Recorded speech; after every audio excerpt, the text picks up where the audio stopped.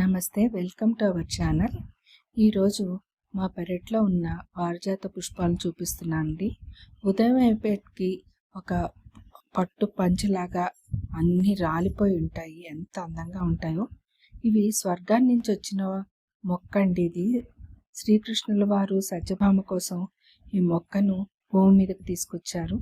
అవి మనం పూజ చేయటానికి అవి నేల మీద పడ్డప్పుడే అర్హత సంపాదిస్తాయని, ఆ తర్వాతే మనం పూజ చేయగలుగుతామని చెప్పుతారు. ఇది స్వర్గలోకపు వృక్షంగా మనం భావించవచ్చు. ఇవి పూజ చేయడానికి చాలా బాగుంటాయి. చాలా సున్నితంగా ఉంటాయండి పూలు. మనం కుడుతున్నప్పుడు కరుణశ్రీ గారి పుష్ప విలాపం గుర్తుకొస్తుంది.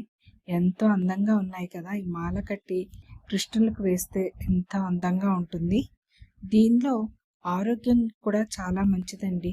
ఆకులతో కానీ పువ్వులతో కానీ టీ చేసుకొని తాగితే హృద్రోగాలు, యాంటీ ఆక్సిడెంట్స్ ఎక్కువగా ఉంటాయి కాబట్టి ఉబ్బసం కూడా తగ్గుతుందండి. చూడండి, కృష్ణుని వారి మెడలో ఈ పుష్పమాల ఎంత అందంగా ఉందో కదా.